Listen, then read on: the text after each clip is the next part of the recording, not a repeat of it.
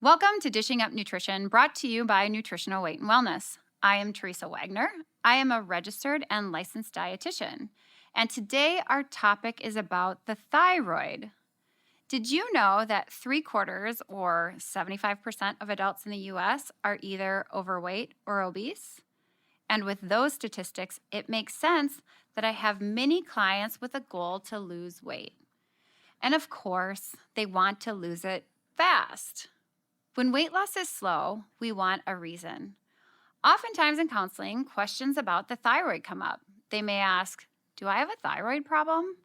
Or is my weight loss slow because of my thyroid? Today, we want to address how a dysfunctional thyroid can be the cause of a slow metabolism and why it seems impossible to lose weight. However, what if it isn't all about your thyroid? What are other reasons for slow weight loss? You may have a number of questions, and we may have answers for you.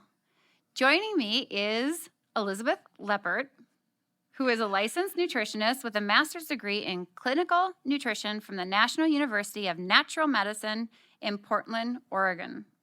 You may have already met Elizabeth hosting our Nutrition for Weight Loss Facebook community discussion page, where she shares recipes, she answers questions, and she helps keep people motivated.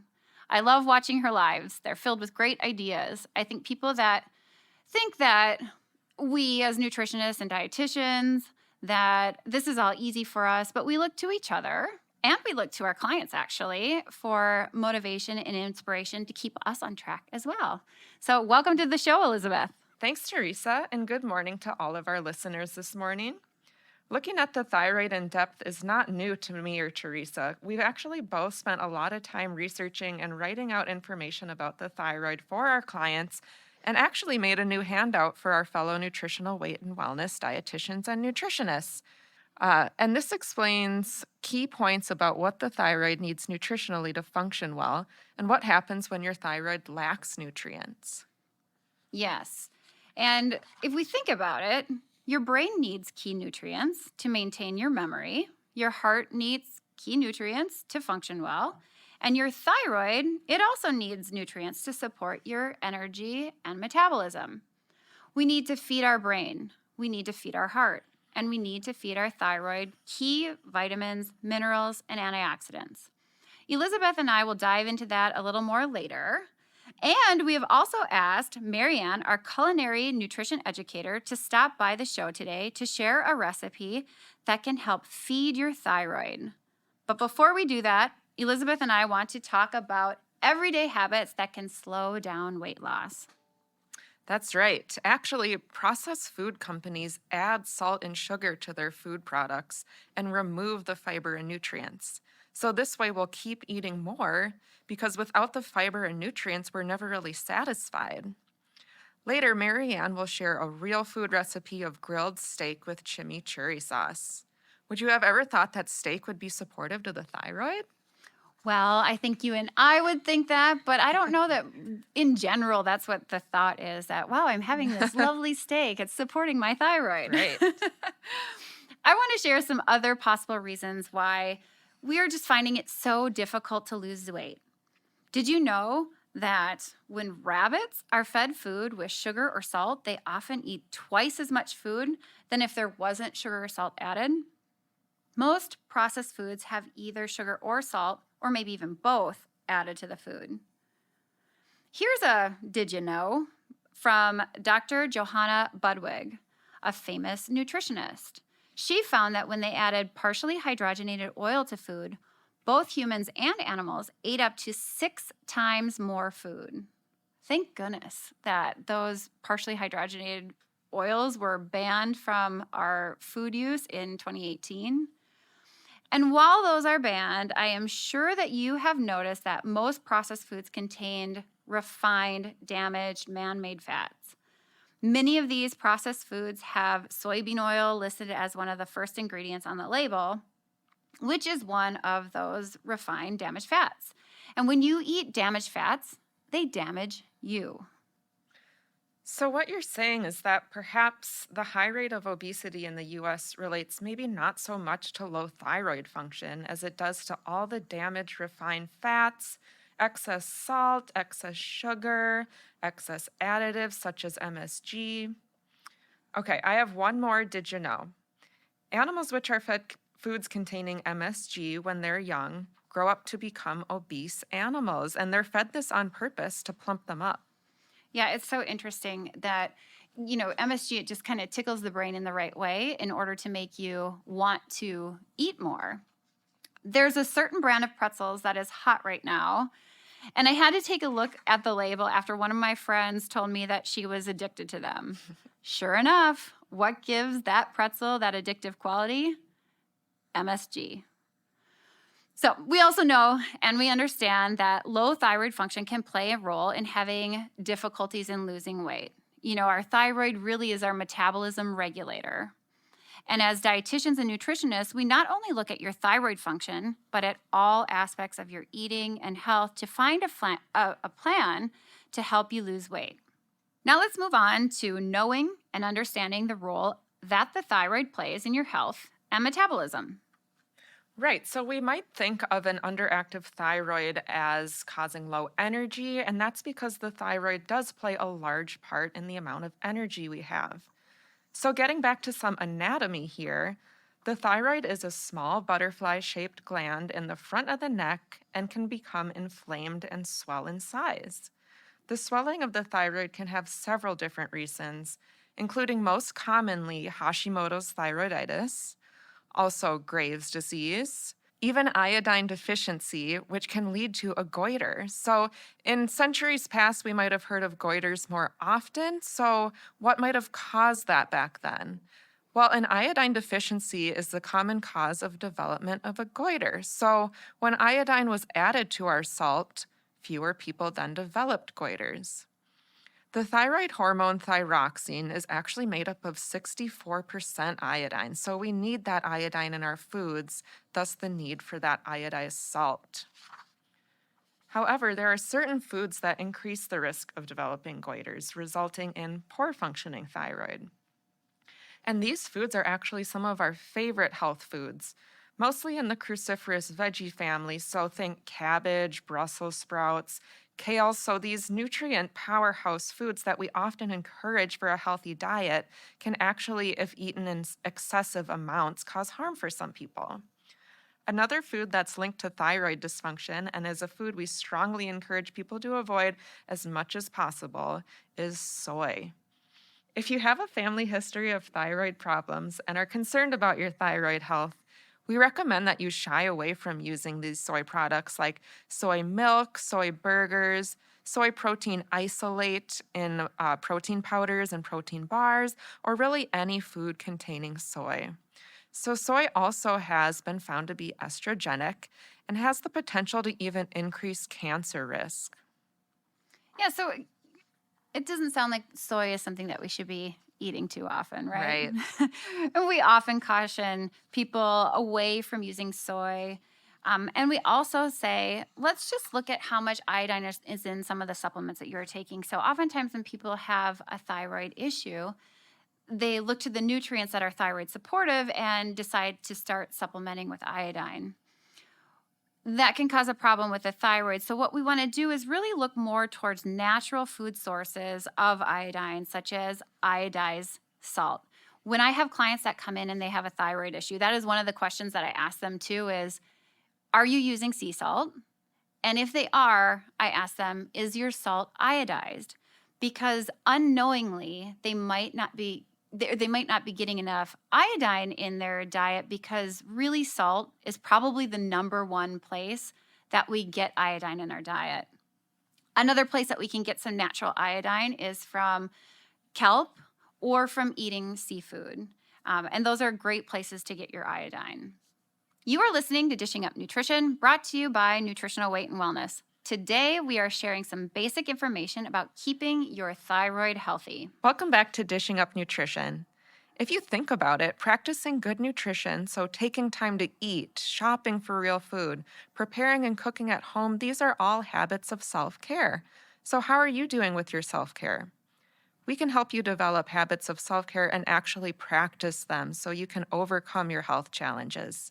To set up an appointment, call 651-699-3438 or go online to weightandwellness.com to make your appointment. Before we went to break here, we were talking about cruciferous vegetables and how they have an effect on our thyroid. Well, that's eating too many of those cruciferous vegetables, which can be a problem. I want to share a client story with you about Brussels sprouts.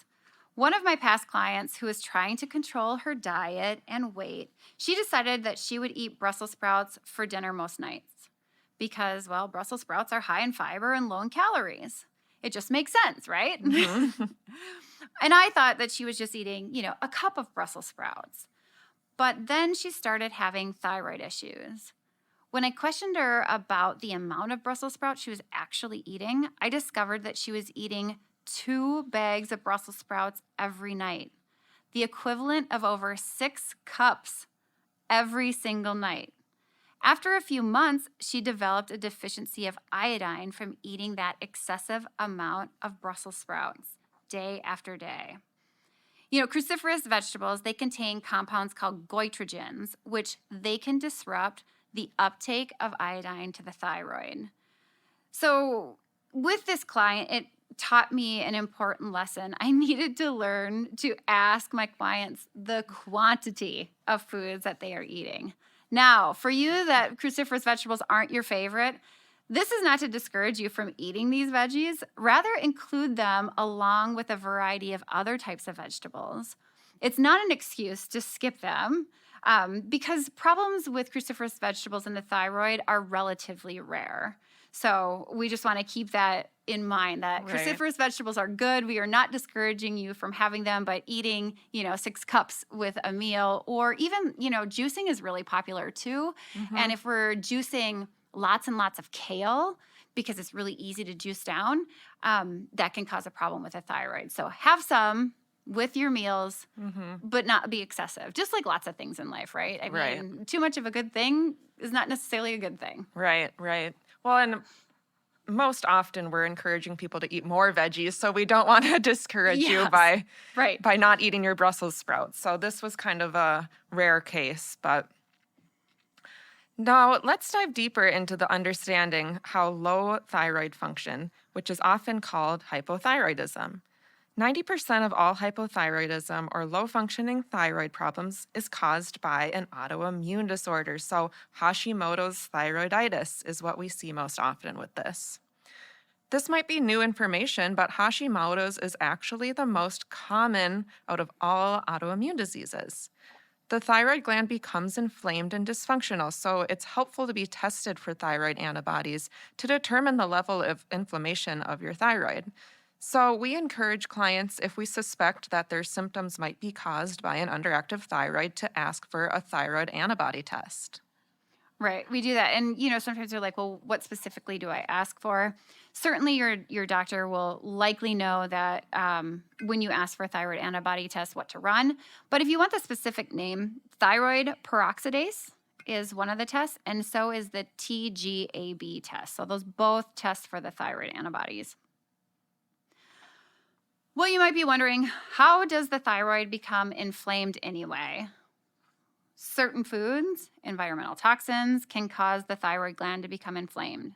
Foods containing gluten and certain food additives can cause inflammation. Other inflammatory sources are environmental toxins.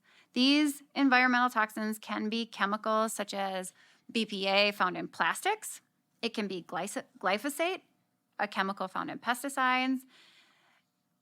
Another way that your thyroid can become inflamed is with ongoing infections such as Lyme disease, which can result in an inflamed thyroid that no longer supports that metabolism and then can cause weight gain. As you just heard, as I was just talking about, there are many different reasons for low functioning thyroid. So, what are some other determinants that can interfere with a good thyroid health? As a nutritionist, I want to share some nutritional factors that can influence thyroid. Some of these include a poor diet, so that low-fat, starvation-type diet, man-made fats, sugar, processed carbs. all part all part of the standard American diet, or what we call the SAD diet.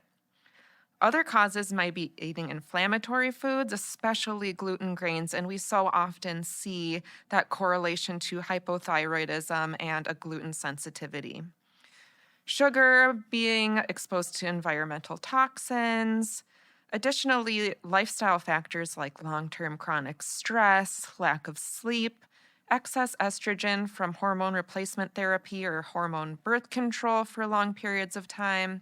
These can all interfere with good thyroid health. So, the truth of the matter is, all these can be damaging to the thyroid.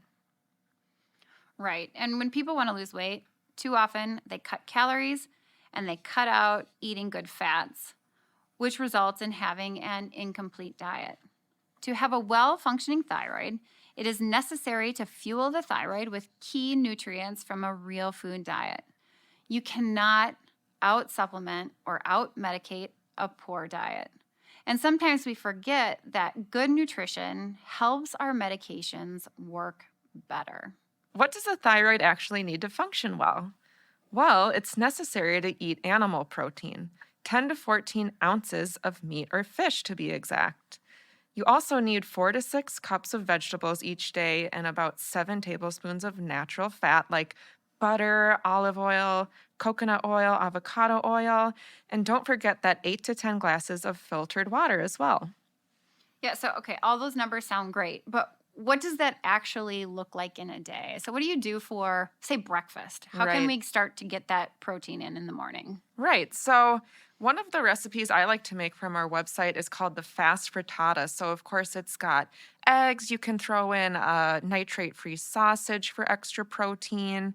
The healthy fat is heavy cream, or for dairy sensitive people like me, you can use coconut milk, and then lots of veggies. So, this recipe calls for greens, but honestly, I like to use up whatever veggies are going bad in my fridge. It's a great way to use up those excess veggies and not waste them like we often tend to do. So that would be an example for my breakfast. Yeah, that sounds great. And I love, yeah, use that stuff up, right? Hmm.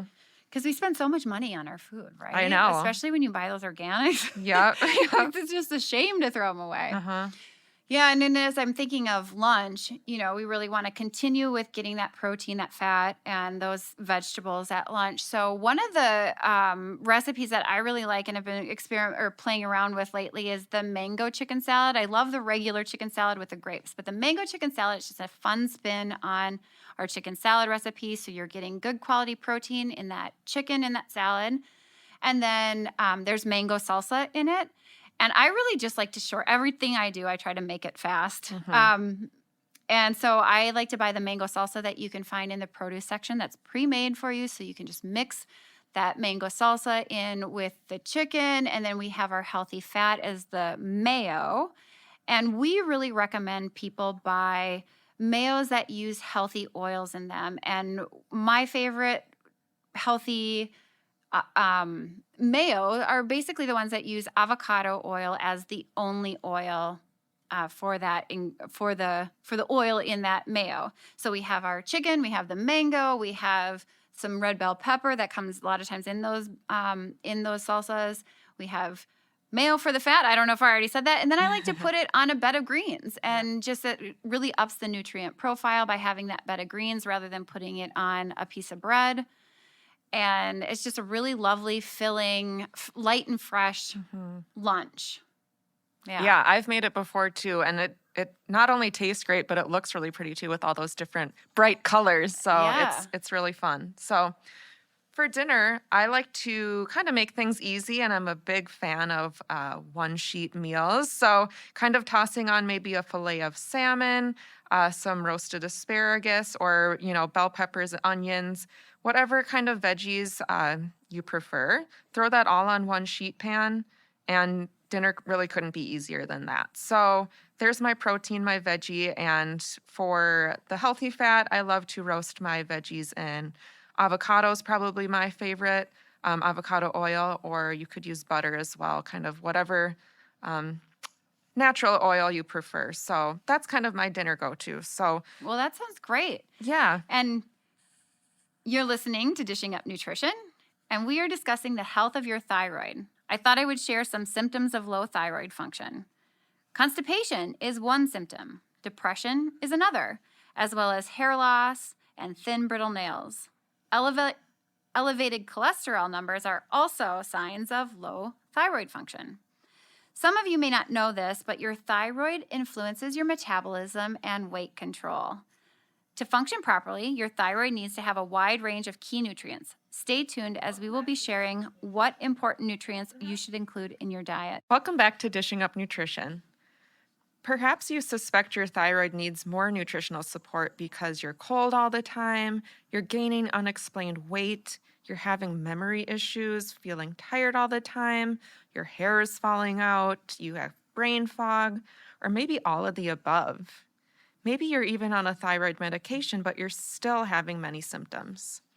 Is it time to set up an appointment with a nutritional weight and wellness dietitian or nutritionist to have an eating plan that supports your thyroid health? Appointments are available either by phone or via Zoom format. Give us a call at 651-699-3438 and we will gladly set up an appointment for you. We've asked Marianne, our culinary nutrition expert, to share some kitchen tips that would give your thyroid the nutrients it requires to function well. Well, thanks, ladies. Thanks for inviting me today. And since the weather is warming up, I like to fire up the grill. But certainly you can do the recipes we're going to talk about on a hot skillet like cast iron if you have one. So I'm going to talk about our grilled steak with chimichurri sauce, which you can find on the website weightandwellness.com. And we'll talk about some simple grilled vegetables. So I try and buy 100% grass-fed beef, hopefully from a local farmer. You can go to the farmer's market and you can usually find some good meat there. It contains more omega-3 fatty acids, and the animal is able to take in all of those micronutrients of the sunshine-kissed grass, which of course we humans cannot eat, and they convert it into meat. You paint such a lovely picture, Marianne. I just love listening to you talk about food. Well, you might be thinking, why is steak in this recipe good for the thyroid? Well, this protein is broken down or digested into amino acids, and it is very high in the amino acid tyrosine. Tyrosine is the building block of thyroxine. Thyroxine is your T4 hormone, and it is made in our thyroid gland. Meat, or the amino acids, are the building blocks of T4. So it's important that we have good sources of protein in our diet. Fantastic. Well, yeah, so I'm going to be using flank steak in this recipe, and you could also use skirt steak, but both are sort of a thinner cut of meat, and it's going to take a little bit of the flavor from our simple marinade of garlic, avocado oil, some balsamic vinegar, and a little Dijon mustard. And Elizabeth, what are the other nutrients in steak that are important for thyroid health? Right. If you were to look up what's in beef, you might be surprised that it contains many nutrients our thyroid needs. So it contains vitamin B12, or our energy vitamin. It's also a great source of B6 or niacin, which is yet another B vitamin. But our thyroid also needs minerals that beef provides, such as zinc, selenium, phosphorus, and iron. Yummy. Well, along with our steak, I like to grill some zucchini and onions. So grilling brings out the sweetness of those onions, and it's a nice counterbalance to the acidity of that chimichurri sauce. And of course, the humble onion also contains key nutrients for our thyroid. There's vitamin C, vitamin B9, B6, and potassium. Yeah, it just sounds lovely. Yeah. And when you have hypothyroid, it is recommended to have more fiber in your diet. Because if we think about some of the symptoms of thyroid, one of the major symptoms of hypothyroidism is constipation. Because when your thyroid isn't working correctly, everything slows down, and digestion is a part of that slowing down. And when our digestion slows down, constipation can happen. And so we want to have good sources of fiber like zucchini to to offset maybe some of that. And zucchini is also packed with key nutrients for the thyroid. Perfect. All those great nutrients. Well, here's what I like to do with my zucchini. So I cut it long ways, sort of in half-inch strips, because there is nothing worse than losing some vegetables between the grates of that grill. So you can have nice, long, thick pieces that you save from that fate, and then they're going to be nice and crisp, tender. And I'm excited to hear about all those thyroid nutrients in zucchini because it is one of my favorites and it's fantastic in the summer. And you can also make them into zoodles. You can peel them into ribbons. I like to add them to salads, so they're an incredibly versatile vegetable. And another nutrition pointer, this recipe also has both garlic and onions, which contain sulfur compounds. These are important for thyroid hormone production because it supports the liver. And the liver is where most of our T4 in the body is converted to the usable T3. Absolutely. And the garlic is in both the marinade and the chimichurri, which is a tangy, herbaceous steak sauce that originates from Argentina. And it's packed with lots of really fresh, lovely green parsley and will be delicious spooned over the vegetables and the steak. And if you'd like more fun cooking tips, I hope you're going to join me for the Weight and Wellness cooking classes right in my kitchen. We feature different themes each month, and we do seasonal cooking for lots of variety. And these classes are available to you in the comfort of your very own home via Zoom, so making it easy to try all those new recipes. And you can sign up for the cooking classes online at weightandwellness.com or call our office at 651-699-3438. You know, and I think people are going to love your classes too because you have all these helpful hints that, oftentimes we don't know. So as nutritionists and dietitians, we know some of the nutrients in food and we know some of the science behind food, but we don't know the culinary aspects of different things. And I remember so vividly when I was on a walk listening to one of the shows that you did with Dar, and you talked about how when you mince garlic or you need it for a recipe, that you should mince it ahead of time so it has time to breathe or something. And what was it that was important for? What happens to the garlic when you give it time? So it actually releases, there's an enzymatic process where it releases a compound called allicin. And you have to give your garlic just a little bit of time. So about 10 minutes before you add it to the heat. And that way you will allow that compound to be bioavailable and you'll have all that heart healthy compound ready and waiting for you to take in with your food. Yeah, and I'm pretty sure that allicin, that's the thing in garlic that's health promoting, right? Exactly. Yeah. Yeah. So that's the thing that we need to give it some time. So now you're always in my head when I'm cooking because last night I made something with garlic and I was like, oh, I got to get my garlic press out. I got to do the garlic first. I got to let it set first. Yep. So those are the kinds of tips that you'll get from Marianne that you may not get from your nutritionist or from a dietitian. So those classes are awesome.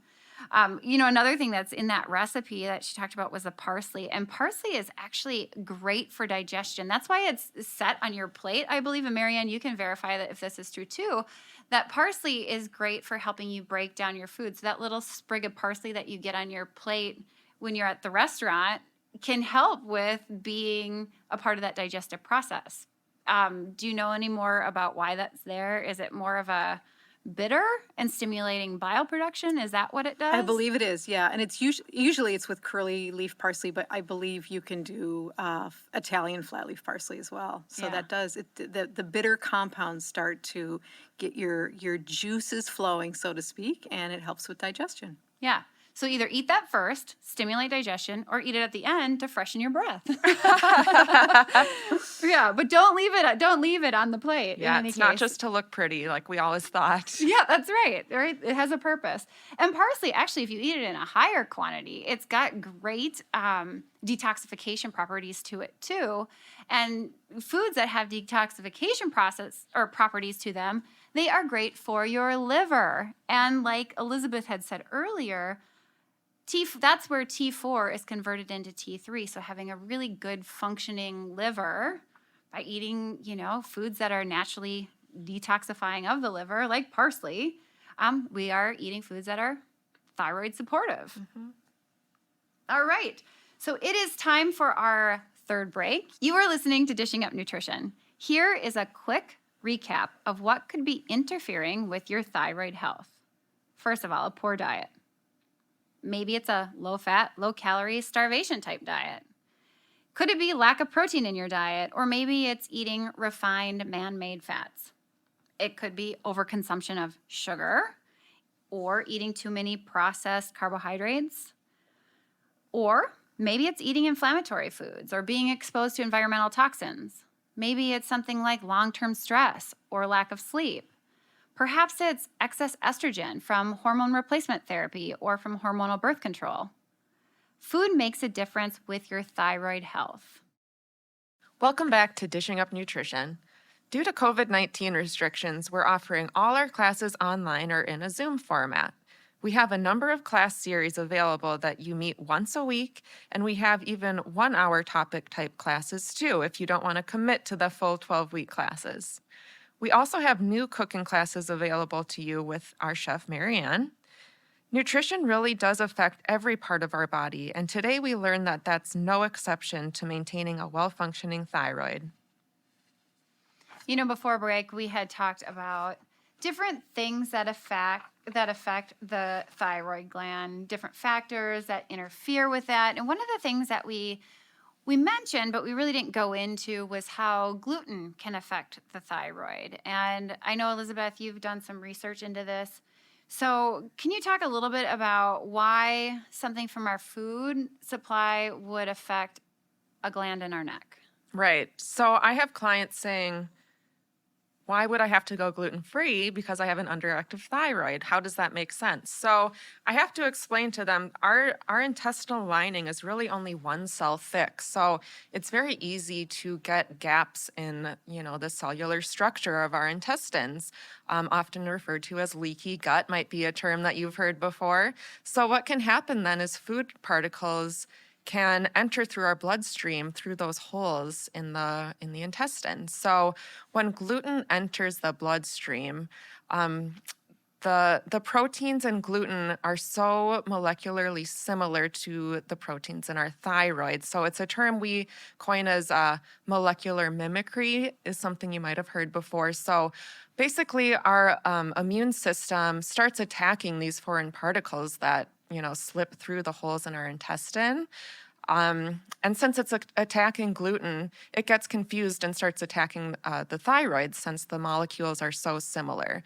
So that way, when gluten's really entering the bloodstream, our immune system's really attacking not only the gluten as foreign particles, but it's attacking the thyroid as well. So when we really remove the gluten from that, it can calm down our immune system and kind of take away that attack on our thyroid. Yeah.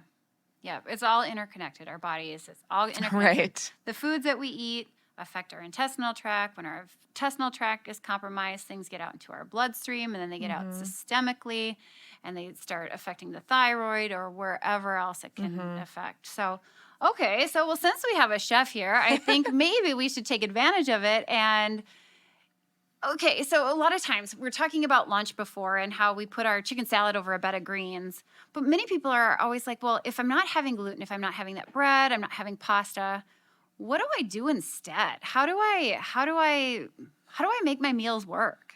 Marianne, do you have any suggestions for people? I do. So especially with bread, people have to sort of break their sandwich habit.